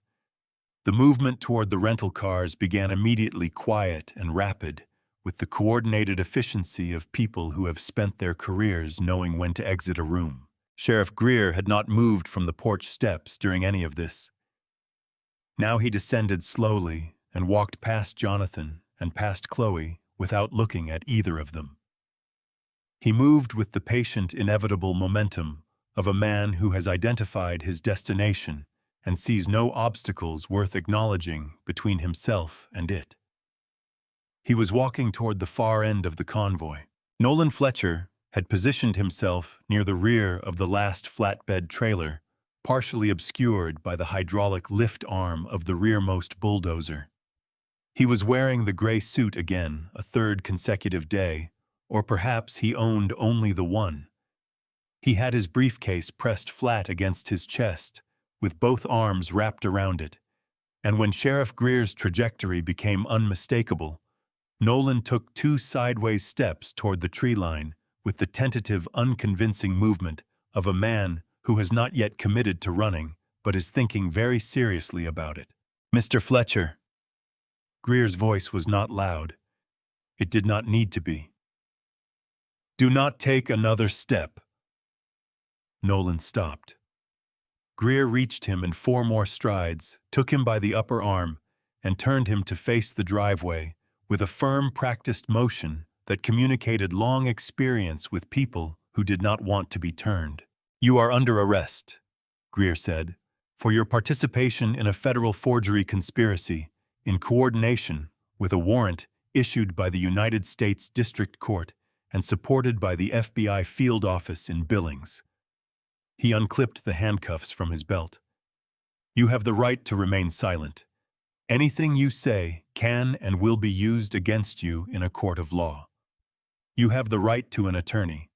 If you cannot afford an attorney, one will be appointed for you. Do you understand these rights?" Nolan said something that might have been yes. It was hard to tell through the crying.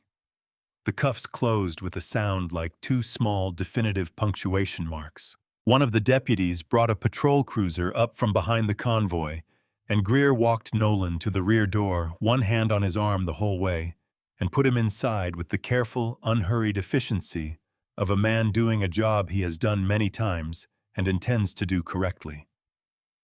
The door closed.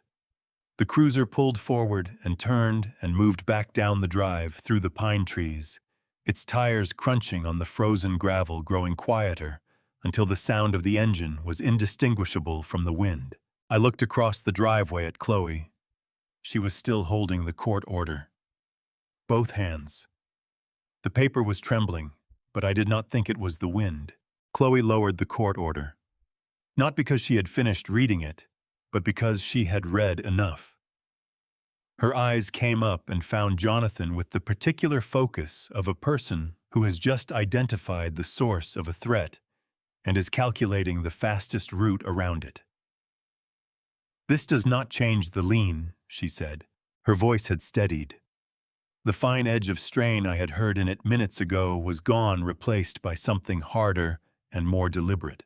the tone of a woman who has spent her professional life in rooms full of men who underestimated her and has learned to treat every setback as a negotiating position rather than a conclusion. We have a $5 million commercial mortgage filed against this property. She continued, taking a step toward Jonathan. That lien was executed by a licensed financial institution on the basis of a valid power of attorney and a clean title report. A court order about the authenticity of the POA does not retroactively void a recorded lien. The lender has a legal interest in this land, and when you obstruct this development, you are not just obstructing us, you are obstructing them. And they are not the kind of institution that responds well to obstruction. She said it well. She had clearly rehearsed it or something close to it in the event that things went sideways. She was not wrong that a recorded lien is a serious legal instrument. Under ordinary circumstances, she would have had a point. These were not ordinary circumstances. Jonathan let her finish. He had the patience of a man who has sat through thousands of arguments he already knows the outcome of, and he waited until the last word had settled into the cold mountain air before he responded. You are correct that a recorded lien is not automatically voided by a challenge to the underlying power of attorney, he said, in the measured tone of a professor, correcting a student who has understood half the material. However, the lien in this case has a more fundamental problem than the forged instrument used to execute it. He reached into his briefcase and produced a second document thinner than the court order, 4 pages, with a green cover sheet bearing the seal of the United States Department of the Interior. This property was placed under a permanent federal conservation easement 3 years ago, Jonathan said, holding the document so that Chloe could see the cover. A conservation easement under federal law permanently extinguishes the commercial development rights of the encumbered land. The property cannot be subdivided, it cannot be commercially developed, and it cannot under any circumstances by any party for any purpose be pledged as collateral for a commercial loan. He opened the document to a tabbed page near the back. This specific provision was recorded with the Department of the Interior, cross-filed with the County Recorder's Office 6 weeks ago, and confirmed by the federal court order you are currently holding. The lien your lender filed against this property is not merely challengeable. It is void. It has been void since the moment it was recorded, because the asset it claims does not legally exist in the commercial market. The words landed in the driveway like stones dropped into still water. Julian moved for the first time since Jonathan had come through the cabin door. He took 2 steps toward his wife and stopped his portfolio hanging from one hand, his face doing something complicated and unresolved that I could not entirely read from the porch. Chloe's eyes had gone somewhere far away. Jonathan was not finished. Because the collateral instrument is void, he continued, his voice carrying the flat, remorseless momentum of a legal conclusion that has nowhere left to go but forward. Your lender has already triggered the acceleration clause in your loan agreement. An acceleration clause allows the lender to demand immediate repayment of the entire principal and accrued interest when any material term of the agreement is violated. The material term violated here is the validity of the collateral itself. He closed the document. As of this morning, the lender has initiated seizure proceedings against your verified personal assets in Cook County, Illinois. Your joint checking and savings accounts have been frozen. The vehicle purchased 11 days ago in Chicago is currently being located by repossession agents. Your condominium in Lincoln Park is in the first stage of foreclosure proceedings. The retirement accounts held in your name individually are subject to garnishment pending the outcome of the federal fraud case. Chloe's phone buzzed in her coat pocket. She did not move for a moment. Then she reached in and took it out and looked at the screen. I watched her face from the porch. I watched the last of the composure she had been holding together since the moment she saw me in the rocking chair finally come apart. Not dramatically, not with tears or a cry, but with a quiet, total deflation, like air leaving something that had been held under pressure for a very long time. She lowered the phone. The screen was still visible from where I stood. A banking notification, white text on a red background.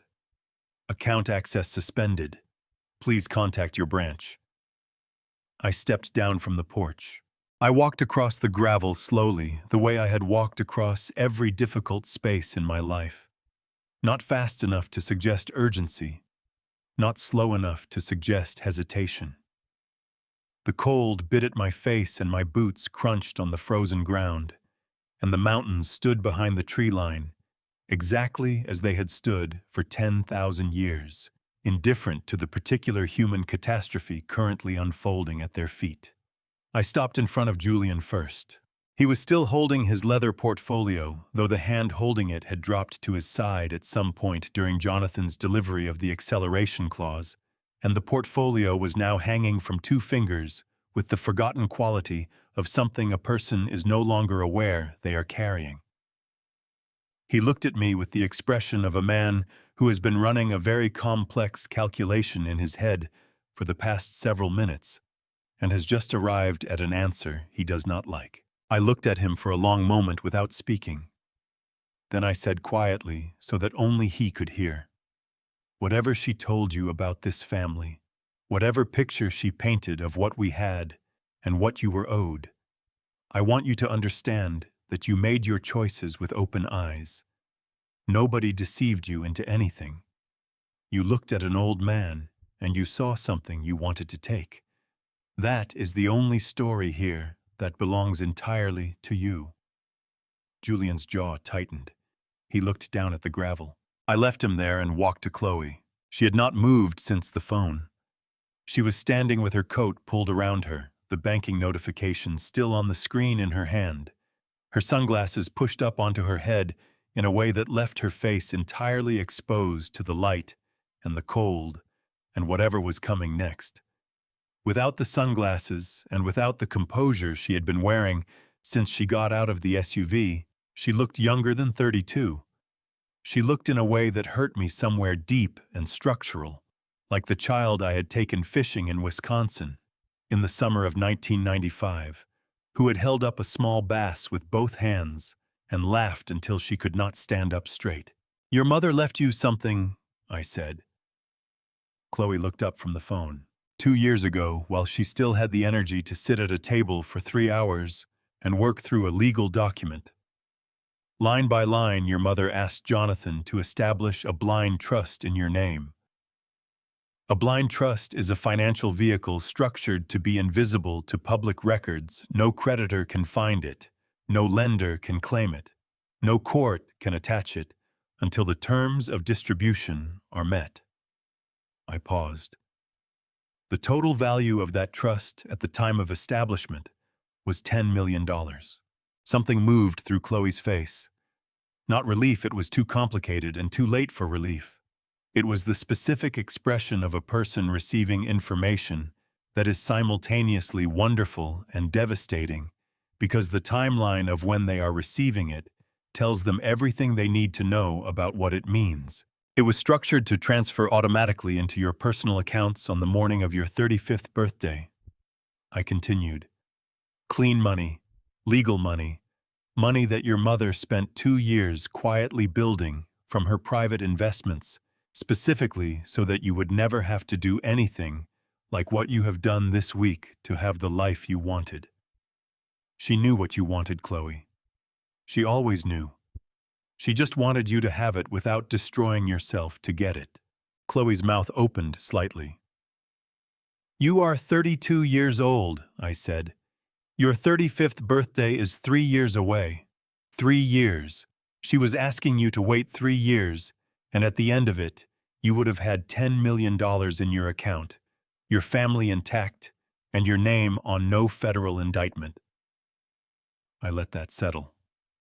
Instead, you are standing in Montana in November with frozen bank accounts and a criminal attorney to hire. "Dad!" Her voice broke on the single syllable. It was the first time all morning she had called me that. I took a step back. "Jonathan," I said, Jonathan had been standing at the base of the porch steps throughout this exchange, briefcase at his side, watching with the quiet, careful attention of a man who knows that some moments belong to the lawyers and some moments do not. He stepped forward, now opened the briefcase and removed the last document, a cream-colored folder sealed with dark red wax, the official insignia of the Cook County Probate Court pressed into the surface. He opened it and began to read. Article 7, Section 4 of the Evelyn Rose Vance Blind Trust Agreement, he said. The character clause, quote, in the event that the named beneficiary Chloe Marie Vance engages in any act of elder financial abuse, elder physical abuse, or fraudulent manipulation of the estate of Harrison Douglas Vance, or attempts to forcibly transfer, mortgage, or liquidate any asset belonging to said estate prior to the natural death of Harrison Douglas Vance, the full balance of this trust shall be permanently and irrevocably redirected to Chicago Children's Hospital, an Illinois nonprofit organization, as the alternate beneficiary. This redirection shall be triggered automatically upon the completion of the fraudulent act itself, without requirement of court order, criminal conviction, or trustee intervention. End quote. He lowered the folder. The trigger event, Jonathan said, was the wire transfer of $5 million on the evening of November 10th. The moment those funds cleared into your joint account, the character clause activated. The $10 million balance was redirected to Chicago Children's Hospital at 6:31 that evening, 4 minutes after the wire confirmed. He paused. The transfer is irrevocable. The hospital has already acknowledged receipt. The money is gone. The silence that followed was the loudest thing I had heard all morning. Chloe stood completely still. The phone dropped from her hand and hit the gravel, and the screen cracked, and she did not look down at it. Her eyes were on me, and in them I saw something that I had not seen in a very long time. Not anger, not calculation, not the bright, acquisitive focus of a woman running scenarios. What I saw was the naked, undefended grief of a person who has just understood all at once and all the way down exactly what they have lost and exactly how they lost it. Behind her, Julian bent slowly and picked up the leather portfolio from the gravel. He straightened. He looked at his wife for a long moment. Then he looked toward the line of rental cars at the far end of the driveway. And he started walking. Julian did not look back. He walked the length of the driveway with the focused, deliberate pace of a man who has made a decision and intends to execute it before he has time to reconsider his leather portfolio swinging at his side. His expensive outdoor boots crunching on the frozen gravel, with a rhythm that grew steadily quieter and then disappeared entirely as he reached the last rental car in the line, opened the driver's door, and got in. Chloe watched him go. She stood with her cracked phone in her hand and her architectural drawings somewhere in the gravel behind her, and watched the rental car reverse in a slow, careful arc, straighten, and move down the drive toward the tree line. She watched it until the pine trees closed around it, and the sound of the engine faded into the same quiet that had held this valley for centuries before any of us arrived in it. Then she turned to me. I had expected anger. Chloe had been angry her entire adult life at limitations, at timelines, at anyone or anything that placed itself between her and the version of the future she had decided she deserved. Anger was the instrument she reached for the way other people reached for patience or humor. I had braced for it. What came instead was something I was not prepared for. She took 2 steps toward me and stopped, and the expression on her face was one I had not seen since she was 19 years old and had called me from a payphone outside a gas station in Indiana at 2 a.m. because her car had broken down on the way back from a concert, and she had no money and no one else to call. It was the expression of a person who has exhausted every other option and arrived finally and without armor at the only one remaining. "Dad," she said, "I am so sorry." The words came out unsteady and too small for everything they were trying to carry, and I could see in her face that she knew it, that she understood the inadequacy of the apology relative to the scale of what she had done, and that she was offering it anyway, because it was the only true thing she had left to give. I stood in the frozen gravel of the driveway of the property her mother had spent a lifetime protecting, with the mountains behind me, and the river running somewhere in the pine trees to the east. And I looked at my daughter. I did not say that it was all right. It was not all right. I did not say that I forgave her, because forgiveness, when it is real, takes longer than a morning in Montana to arrive at, and I was not going to offer her a false version of it, just to make the moment easier for both of us. What I said was this, I know. 2 words. The most honest thing I had said to her in months. Sheriff Greer appeared at my shoulder. He moved quietly for a large man. He had his hat in his hands, and he addressed Chloe in a voice that was firm, but stripped of the confrontational edge he had used with Nolan Fletcher. The voice of a man who can tell the difference between a predator and a person who has made catastrophic choices and is now standing in the wreckage of them. "Ms. Vance," he said, "I need you to come with me and give a voluntary statement. You are not under arrest in Montana today. The primary charges will be processed through the FBI field office in Chicago, which has jurisdiction over the wire fraud and forgery counts. But I need your cooperation here before you leave the state." Chloe nodded. She bent it down and picked up her cracked phone from the gravel with both hands, carefully, the way you pick up something broken that you are not yet ready to throw away. She straightened, took a breath that shook slightly on the way out, and walked with Sheriff Greer toward the patrol cruiser parked at the far end of the drive. I watched her go the way I had watched Julian go until the distance made the details small, and then until they were gone. Jonathan came to stand beside me. He did not say anything for a moment. The convoy of bulldozers and flatbed trucks was completing a slow, grinding reversal in the wide section of the drive near the woodshed. The diesel engines enormous in the quiet valley, filling it with noise and exhaust, before retreating down toward the county road one by one. When the last engine sound faded, the silence that returned felt different from the silence of the morning. Older, somehow. More settled. "It is done," Jonathan said quietly. I looked at the empty driveway, the tire tracks in the frozen gravel, the architectural drawings still face down in the dirt where they had fallen, the rocking chair on the porch with the coffee mug on the arm exactly where I had left it.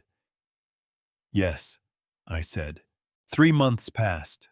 In Chicago, the consequences of that November morning in Montana continued to move through Chloe's life with the slow, grinding thoroughness of a glacier, not fast, not dramatic, but impossible to stop and leaving nothing unchanged in its path. The federal indictment came down 6 weeks after Nolan Fletcher's arrest. 3 counts wire fraud under Title 18 of the United States Code, aggravated identity theft, and conspiracy to commit real estate fraud. Chloe's defense attorneys, she had hired 2, both expensive, both experienced in federal white-collar cases, had spent the intervening weeks attempting to construct a narrative in which their client had been misled by a corrupt notary and an overzealous husband. The federal prosecutors, who had access to 6 weeks of high-definition audio and video footage showing Chloe directing every phase of the operation, from the initial phone call with the real estate broker to the delivery of $20,000 in cash to Nolan Fletcher's briefcase, found this narrative unpersuasive. She was currently out on bail wearing an ankle monitor that tracked her location to within 10 feet at all times and required her to check in with a pretrial services officer every 72 hours. She had moved into a rented room in Wicker Park, the Lincoln Park condominium, having been seized by the lender in the first week of December. Her social media accounts had gone dark the morning after the Montana arrest and had not been updated since. The last post, Julian's video from the Maldives sandbar, The one about hard decisions and the life you deserve was still up unwatched by anyone new accumulating digital dust. Julian had fared no better. The FBI investigation into his role in the conspiracy had produced enough evidence for a separate indictment on 2 counts filed in the Northern District of Illinois 3 weeks after Chloe's.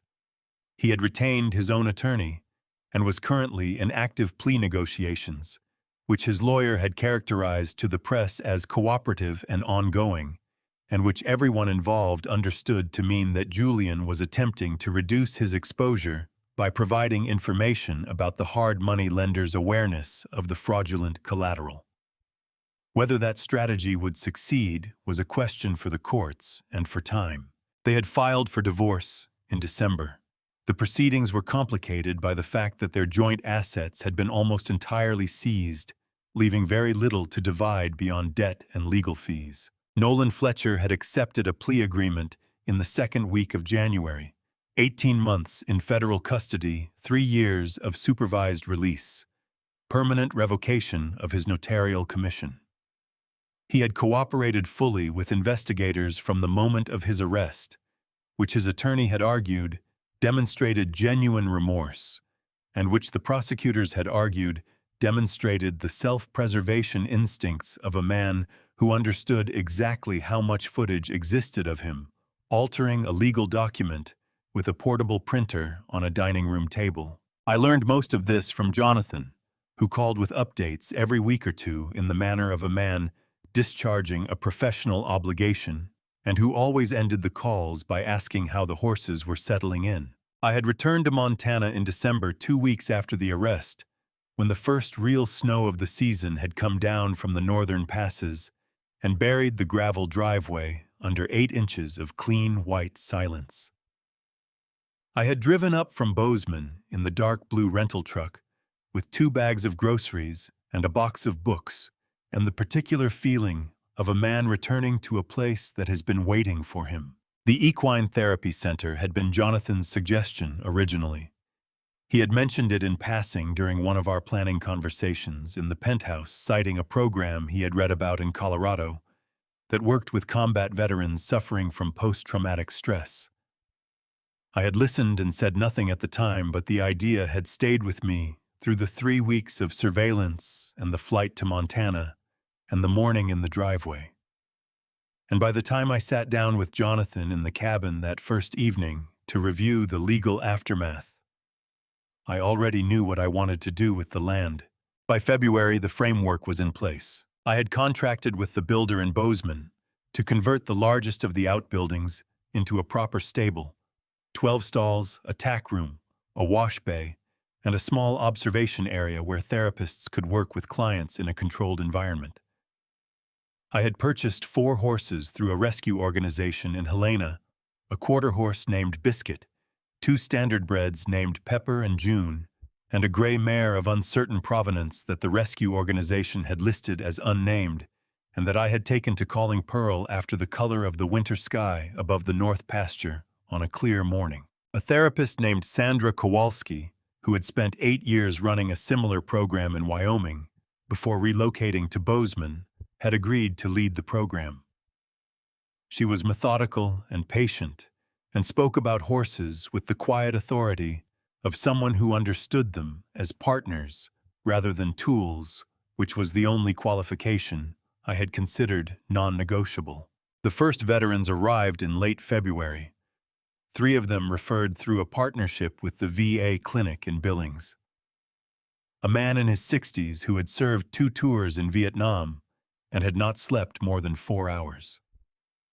At a stretch in 40 years, a woman in her 30s who had come back from her second deployment, unable to be in a crowded room without her hands shaking. And a young man of 24 who had been medically discharged the previous spring and who did not talk much, but had stood for 45 minutes on his first visit with his forehead pressed gently against Pearl's neck, his eyes closed, his breathing gradually slowing to something that looked from across the paddock like the first stages of peace. I watched that from the porch. I was sitting in the rocking chair with a cup of coffee, the same chair, and the same mug from the morning 3 months prior. And I watched the young man and the gray mare in the paddock, and I felt something settle in my chest that had not been settled since Evelyn died. That evening, I built a fire in the stone hearth and sat in the leather armchair and looked at her photograph on the mantel. The fire threw warm light across her face, and she was smiling in the photograph, the way she smiled when she was pleased with something she had done, not triumphantly, but with the deep, quiet satisfaction of a person who made a plan and saw it through. I told her about the horses. I told her about Sandra and the veterans and the young man with his forehead against Pearl's neck. I told her that the cabin was warm and the river was still running under the ice, and that the dahlias I had ordered from a nursery in Livingston were due to arrive in March, and I intended to plant them along the south fence line where they would get the most afternoon light. I told her that I had kept my promise. I told her that what she built was still standing. And then I sat quietly in the warmth of the fire she had helped me choose in the house we had decided together to protect. And I listened to the wind come down off the mountains and move through the pine trees outside the window, and I let the silence be what it was. Not empty. Full. I spent 40 years fixing broken machines. I understood metal and pressure and the precise point at which a system fails. What I did not understand, not fully, not until Evelyn was gone and Chloe was standing in my living room with a notary and a gold pen, was that families can fail the same way. Quietly. Under pressure. At the exact joint you never thought to check. God has a way of showing you what is real when everything false has been stripped away. I believe that. I believed it sitting on that Montana porch with my coffee going cold, and I believe it now. If your family is struggling with trust with money, with the slow erosion of something that used to be good, do not wait the way I waited. Do not let silence become strategy. These are the family stories revenge cannot fix and money cannot buy back. Have the conversation. Have it while there is still time. These kinds of family drama revenge situations do not begin with one terrible morning. They begin with 100 small choices made quietly over years. I know. I watched it happen in my own house. If any part of this story felt familiar. If you have lived your own version of this family. Stories revenge, I want to hear it. Leave your story in the comments. Share this with someone who needs it. And if you believe that truth eventually finds its way home, subscribe to this channel. We will be here. Thank you for staying until the end. It means more than you know. The stories ahead contain some fictional elements crafted with the sole purpose of sharing something meaningful. If that is not for you, no hard feelings, find what speaks to your heart. But if you are still here, we will see you in the next one.